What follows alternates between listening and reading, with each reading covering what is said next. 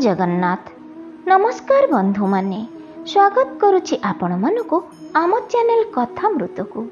आमर परम आराध्य गर्व और गौरव श्री जगन्नाथ, तांको परी ठाकुर समग्र विश्व रे विरल। से लीलामय, तांकर गोटे सुंदर लीला शुणिबा। आसंतु शुणिबा पूर्व अनुरोध, भिडियोटी को शेष पर्यंत निश्चय शुणिबे। भल लगिले गोटे लाइक करदेवे एवं सब्सक्राइब करने को जमारू भूलिबेनी। ताहले आसंतु शुणिबा। ओम नमो भगवते वासुदेवाय।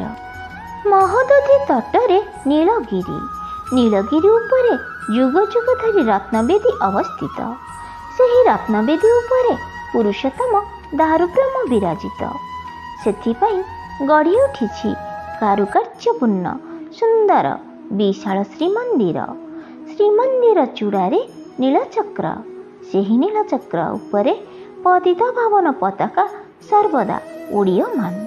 पतित पावन बानारे हनुमान शोभित। से पवन रे उड़ी उड़ी जणाई देउथांती दारुब्रह्म जगन्नाथंक करुणा। पापी तापी पतित मानंक उद्धारकर्ता स्वयं विराजमान करिसंती श्रीमंदिर रे। एणु केवल दर्शन करी मुक्ति पाओ, मनस्ताप दूर कर। दिन पर दिन, वर्ष पर वर्ष बीती गलानी। नई रे अनेक पानी बही गलानी। समुद्र रे केते जुआर भांगी गलानी। एहा भितरे अनेक राजा अनेक महाराजा चाली गलेनी, किंतु सेमिति नीलचक्र रे पतित पावन बाना उड़ीयमान। राजा प्रतापरुद्रଙ୍କ राजत्व कालर कथा। थरे अचानक 49 पवन बहीगला पुरी नगरी रे। प्रलयंकारी बात्यारे घरद्वार गछलता भांगी चूरमार होईगला। नष्ट भ्रष्ट पुरी नगरी रे मुंड टेकी ठिया होईछि श्रीमंदिर। श्रीमंदिरर नीलचक्र होई जाइथिला किंतु वक्र। पतित पावन बाना नई पड़िथिला, आउ उड़ी पारिला नाही नीलांबर भेद करी। भाड़ेणी पड़ीगला देश विदेश रे। गुजब खेलीगला जनता भितरे। कली शेष होई आसिलाणी, पृथ्वी प्रलय होई जीव। चिंतारे पड़िले ठाकुर राजा प्रतापरुद्र देव। श्रीमंदिर ओ जगन्नाथंक सेवक से। श्रीमंदिरर भल मंद सेवा पूजा श्रृंखला आदि बुझिबा दायित्व ठाकुर राजांकर। तेणु नीलचक्रर वक्रता देखि राजा विचलित होई उठिले। अविलंबे कारीगर मानंको आदेश देले नीलचक्र को पूर्ववत सीधा करिबा निमंते। गोटिए परे गोटिए कारीगर आसिले। सेमानंक निज बल कौशल प्रयोग कले, किंतु केही सजाड़ी पारिले नाही वक्र नीलचक्र को। शिल्पी विश्वकर्मा कारीगर बढ़ई कूलरे चिंता पड़ीगला किपरि बंका होइथिबा नीलचक्र सीधा करा जीव। नीलचक्र को मूल मंदिर को उठाई आनिबा जेतिकी शास्त्र विरुद्ध सेतिकी विपदजनक। दिन पर दिन गड़ीगला, नीलचक्र बंका होई रहिला। पतित पावन पताका आउ उड़ी पारिला नाही। तेणु ठाकुर राजा प्रतापरुद्र देव विव्रत होई उठिले। एपरिकी नीलचक्र को सीधा करने सकाशे आकर्षणीय पुरस्कार रखागला, तथापि केही सजाड़ी पारिले नाही। तेणु राजा शिल्पी कूल उपरे क्षुब्ध। जेउ देशर शिल्पी कारीगर अति आश्चर्यमय अपूर्व कारीगरी कौशल रे विशाल सुंदर मंदिर करि पारिथिले। जेउ राज्यर शिल्पी कोणार्क, लिंगराज मंदिर, राजाराणी मंदिर, पुरी जगन्नाथंक श्रीमंदिर निर्माण करि पारिथिले, सेही वंशर दायद होई आज निकर्मा वक्र होइथिबा नीलचक्र को सीधा करने को अक्षम। तेणु राज्यर समस्त शिल्पी कूल को डकाई आनी दंडादेश घोषणा कले जे पर्यंत नीलचक्र को सीधा करा जाई परिबो नाही, से पर्यंत कारागार रे बंदी होई रहिथिबे समस्ते। तथापि केही बंकेई होई जाइथिबा नीलचक्र को सीधा करि पारिले नाही। सबु रास्ता बंद होई गले जीव भगवान को आश्रय लोड़े। अतएव राजांक समस्त चेष्टा ବ୍ୟର୍ଥ ହେଲା ପରେ ଆରାଧ୍ୟ ପ୍ରଭୁ ଜଗନ୍ନାଥଙ୍କ ଶରଣ ନେଲେ। ଜଗମୋହନରେ ଅଧିଆ ପଡ଼ିଲେ। ତତ୍କାଳୀନ ଜଣେ ହନୁମାନ ଭକ୍ତ ଶ୍ରୀକ୍ଷେତ୍ରରେ ଥାଆନ୍ତି। ସେ ସନ୍ଥ ଦାସ ନାମରେ ପରିଚିତ। ସେ ଜଣେ ନିଷ୍ଠାପର ହନୁମାନ ଭକ୍ତ। ଶ୍ରୀକ୍ଷେତ୍ରରେ ହନୁମାନଙ୍କୁ ପାଇବା ସହଜସାଧ୍ୟ ବୋଲି ସିଦ୍ଧ ହନୁମାନଙ୍କ ପାଖରେ ଆଶ୍ରମ କରି ରହିଥାନ୍ତି। ଠାକୁର ରାଜାଙ୍କ ମନସ୍ତାପ ଶୁଣିପାରି ସନ୍ଥ ଦାସ ଠାକୁର ରାଜାଙ୍କ ପାଖକୁ ଗଲେ। ରାଜାଙ୍କୁ ଆଶ୍ୱାସନା ଦେଇ କହିଲେ, ରାଜନ୍, ଆପଣ ବ୍ୟସ୍ତ ହେଉଛନ୍ତି କାହିଁକି? ଶ୍ରୀମନ୍ଦିରର ରକ୍ଷକ ଓ ତତ୍ତ୍ୱାବଧାରକ ହେଉଛନ୍ତି ମହାବୀର ହନୁମାନ। ଏବେ ଶ୍ରୀମନ୍ଦିର ସୁରକ୍ଷା ନିମନ୍ତେ ପ୍ରଥମେ ମହାବୀର ହନୁମାନଙ୍କୁ ଜଣାଇବା ଆମର କର୍ତ୍ତବ୍ୟ। ସନ୍ଥ ଦାସଙ୍କ ସନ୍ଦେଶ ଶୁଣି ଠାକୁର ରାଜା ଗଜପତି ପ୍ରତାପରୁଦ୍ର ଆଶ୍ଚର୍ଯ୍ୟାନ୍ୱିତ ହୋଇ ପଚାରିଲେ, ହେ ମହାଭାଗ, ଏହା କିପରି ସମ୍ଭବ? ସନ୍ଥ ଦାସ କହିଲେ, ପ୍ରକୃତରେ ଶ୍ରୀମନ୍ଦିରର ରକ୍ଷକ ହେଉଛନ୍ତି ମହାବୀର ହନୁମାନ। ଆପଣ ଲକ୍ଷ୍ୟ କରୁଥିବେ, ମନ୍ଦିର ରକ୍ଷା କରିବା ଓ ପ୍ରଭୁ ଜଗନ୍ନାଥଙ୍କ ସେବା କରିବା ନିମନ୍ତେ ମନ୍ଦିରର ଚତୁର୍ଦ୍ଦିଗରେ ହନୁମାନ ବିରାଜିତ। ଶ୍ରୀମନ୍ଦିର ପୂର୍ବ ଦ୍ୱାରରେ ଫତେ ହନୁମାନ, ପଶ୍ଚିମ ଦ୍ୱାରରେ ବୀର ହନୁମାନ, ଉତ୍ତର ଦ୍ୱାରରେ ତପସ୍ୱୀ ହନୁମାନ ଓ ଦକ୍ଷିଣ ଦ୍ୱାରରେ 12 ଭାଇ ହନୁମାନ ରୂପେ ଦଣ୍ଡାୟମାନ ହୋଇଛନ୍ତି। ଏତଦ୍ ବ୍ୟତୀତ ସିଦ୍ଧ ହନୁମାନ, ପଞ୍ଚମୁଖ ହନୁମାନ, ମକରଧ୍ୱଜ ହନୁମାନ, ସୁଡ଼ଙ୍ଗ ହନୁମାନ, ଶ୍ମଶାନ ହନୁମାନ, କାନପୋଡ଼ା ହନୁମାନ, ବେଡ଼ି ହନୁମାନ ବିରାଜମାନ। ହନୁମାନ ଭଗବାନ ଦାରୁବ୍ରହ୍ମଙ୍କ ରକ୍ଷଣାବେକ୍ଷଣ ନିମନ୍ତେ ସଦୈବ ତତ୍ପର। ଯେତେବେଳେ ଦାରୁବ୍ରହ୍ମ ନୀଳମାଧବ ଶ୍ରୀମନ୍ଦିର ନିର୍ମାଣ ସକାଶେ ରାଜା ଇନ୍ଦ୍ରଦ୍ୟୁମ୍ନଙ୍କୁ ଆଦେଶ ଦେଲେ, ସେତେବେଳେ ରାଜା ଇନ୍ଦ୍ରଦ୍ୟୁମ୍ନ ଆପଣଙ୍କ ପରି ଚିନ୍ତିତ ହୋଇପଡ଼ିଥିଲେ। ନୀଳଗିରି ଉପରେ ଥିବା ରତ୍ନବେଦୀ ଘେରି ଶ୍ରୀମନ୍ଦିର ନିର୍ମାଣ କରିବା ପାଇଁ ଥିଲା ନିର୍ଦ୍ଦେଶ। ପୁଣି ମନ୍ଦିରର ଦକ୍ଷିଣରେ ରହିବ ରୋହିଣୀ କୁଣ୍ଡ, ଆଉ ସମ୍ମୁଖରେ ରହିବ କଳ୍ପବଟ। ଏହାକୁ ଆଖି ଆଗରେ ରଖି ମନ୍ଦିର ନିର୍ମାଣ ଯୋଜନା ପ୍ରସ୍ତୁତ ଆବଶ୍ୟକ। ତାହା ପାଇଁ ଆନୁଷଙ୍ଗିକ ପ୍ରାରମ୍ଭିକ ଯୋଜନା ଅଟକଳ କରି ରାଜା ଛାନିଆ।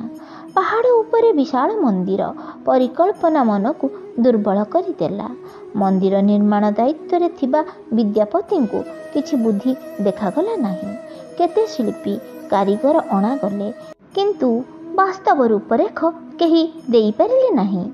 ଅନ୍ଧାର ଘରେ ବାଡ଼ି ବୁଲାଇବା ନ୍ୟାୟରେ କେବଳ ଭ୍ରମରେ ପଡ଼ୁଥାନ୍ତି। ତେଣୁ ମାନସିକ ଭାରସାମ୍ୟ ହରାଇ ରାଜା ଇନ୍ଦ୍ରଦ୍ୟୁମ୍ନ ବିବ୍ରତ ହୋଇପଡ଼ିଥିଲେ। ଶାସ୍ତ୍ରରେ ଅଛି, ଦୁର୍ବଳ ମନୋଭାବ ଆସୁରିକ ଗୁଣ। ଦୁର୍ବଳତା ପରିହାର କରି ଭଗବାନଙ୍କ କରୁଣା ଲାଭ କରିବାକୁ ରାଜା ତପସ୍ୟା କଲେ। ଦିନେ ରାଜା ଇନ୍ଦ୍ରଦ୍ୟୁମ୍ନ ବ୍ୟାକୁଳ ଚିତ୍ତରେ ଭଗବାନଙ୍କୁ ପ୍ରାର୍ଥନା କରି କହିଲେ, ହେ ପ୍ରଭୁ କରୁଣାସାଗର, ହେ ଜଗତ ସ୍ୱାମୀ, ମୋର ହୃଦୟ ଈଶ୍ୱର, ତବ ପାଦ ପଦ୍ମରେ ମୋର କୋଟି ପ୍ରଣାମ। ତୁମରିଠାରେ ଶରଣ ପଶୁଛି। ତୁମ ବିଶ୍ୱବ୍ରହ୍ମାଣ୍ଡର ମୁଁ ଜଣେ ଦୁର୍ବଳ ଜୀବାତ୍ମା। ତବ କୃପା ବ୍ୟତିରେକେ ମୁଁ କ'ଣ କିଛି କରିପାରେ? ତବ ଆଦେଶ ରତ୍ନବେଦୀ ଘେରା ଆପଣଙ୍କ ମନ୍ଦିର। କିନ୍ତୁ ପ୍ରଭୁ, ଏ ହୀନ ଇନ୍ଦ୍ରଦ୍ୟୁମ୍ନ ପକ୍ଷେ କ'ଣ ସମ୍ଭବ? ଉଦ୍ୟମ ମୋର ତବ ଅନୁକମ୍ପା ସାପେକ୍ଷ। କୃପା କରି ବଳ, ବୁଦ୍ଧି, ଶକ୍ତି ଦିଅନ୍ତୁ, ଯେପରି ଶ୍ରୀମନ୍ଦିର ଗଢ଼ି ତୋଳିବି। ଠିକ୍ ସେତିକି ବେଳେ ସମ୍ମୁଖରେ ଏକ ଉଜ୍ଜ୍ୱଳ ଜ୍ୟୋତି ପ୍ରକାଶିତ ହେଲା। ବେଳକୁ ବେଳ ସେହି ଜ୍ୟୋତି ଉଜ୍ଜୀବିତ ହୋଇ ପ୍ରଜ୍ୱଳିତ ହେଲା। ସେଥିରୁ ଆବିର୍ଭାବ ହେଲେ ମହାବୀର ହନୁମାନ। ଗଦାଯୁକ୍ତ ହସ ସୁଠାମଠାରୁ ତଥା ଅଭୟ ମୁଦ୍ରାରେ ଦଣ୍ଡାୟମାନ ହୋଇ ମହାବୀର ହନୁମାନ କହିଲେ, ହେ ଭକ୍ତରାଜ ଇନ୍ଦ୍ରଦ୍ୟୁମ୍ନ, ତୁମେ ଅବଶ୍ୟ ଭଗବାନ ବ୍ରହ୍ମଙ୍କୁ ଲାଭ କରିବ, ଏହା ନିଃସନ୍ଦେହ। ଦାରୁବ୍ରହ୍ମ ପୁରୁଷୋତ୍ତମଙ୍କ ନିମନ୍ତେ ଉଦ୍ଦିଷ୍ଟ ରତ୍ନବେଦୀକୁ ଘେରି ଶ୍ରୀମନ୍ଦିର ଗଢ଼ିବା ଅତ୍ୟନ୍ତ ଜରୁରୀ। ସେହି ଶ୍ରୀମନ୍ଦିର ରକ୍ଷା କରିବା ଯୁଗେ ଯୁଗେ ମୋର ଦାୟିତ୍ୱ। ଏଣୁ ମୁଁ ଚାହେଁ ଶୀଘ୍ର ମନ୍ଦିର ନିର୍ମାଣ ହେଉ।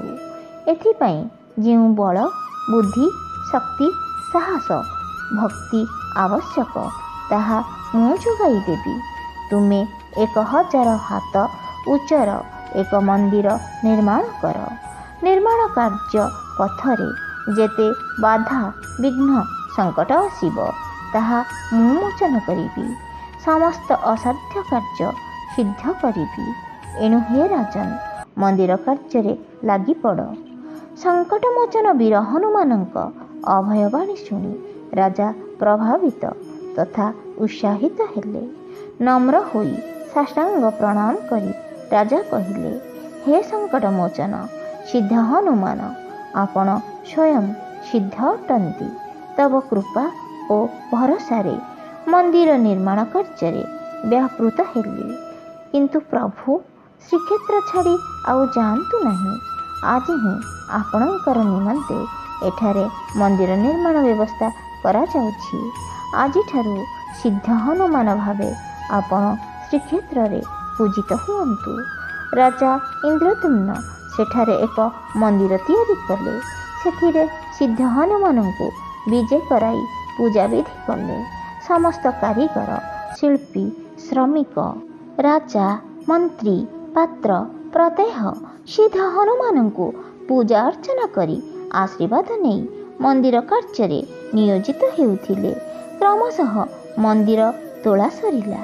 କେବଳ ରାଜା ଇନ୍ଦ୍ରଦ୍ୟୁମ୍ନ ନୁହନ୍ତି, ରାଜା ଗାଲମାଧବ, ରାଜା ଚୋଡ଼ଗଙ୍ଗ ଦେବ, ତାଙ୍କ ପୁତ୍ର କାମାର୍ଣ୍ଣବ ଦେବ, ରାଜା ଅନଙ୍ଗ ଭୀମ ଦେବ, ଏପରିକି ଯେ କେହି ଶ୍ରୀକ୍ଷେତ୍ର ନିର୍ମାଣରେ ହାତ ଦେଇଛନ୍ତି ସେମାନେ ସମସ୍ତେ ସିଦ୍ଧ ହନୁମାନଙ୍କ ଠାରୁ ଆଶୀର୍ବାଦ ନେଇଥିଲେ।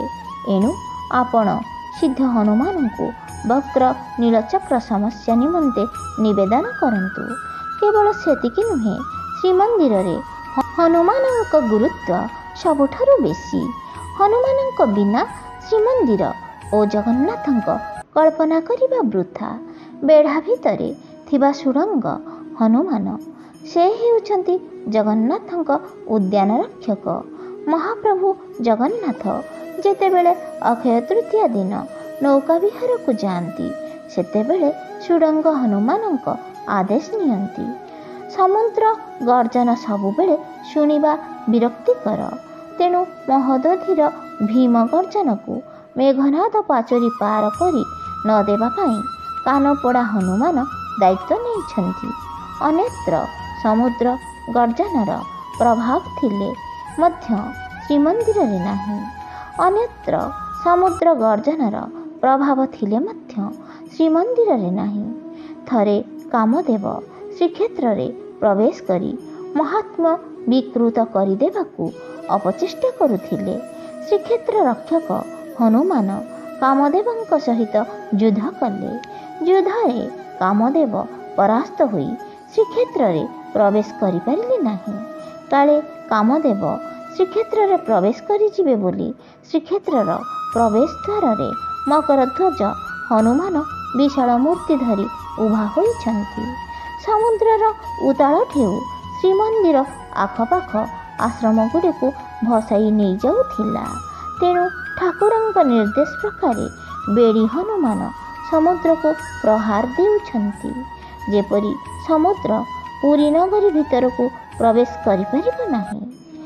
ଏ ପରିପ୍ରେକ୍ଷୀରେ ହନୁମାନଙ୍କୁ ପ୍ରାର୍ଥନା କଲେ ଶୁଭଙ୍କର ହେବ। ସନ୍ଥ ଦାସଙ୍କ ପରାମର୍ଶ ଠାକୁର ରାଜା ପ୍ରତାପରୁଦ୍ର ଦେବଙ୍କ ମନକୁ ପାଇଲା। ତେଣୁ ନିଷ୍ପତ୍ତି ନେଲେ ରାଜାଙ୍କ ସହିତ ସମସ୍ତେ ହନୁମାନଙ୍କ ପୂଜା ଅର୍ଚ୍ଚନା କରି ପ୍ରାର୍ଥନା କରିବେ।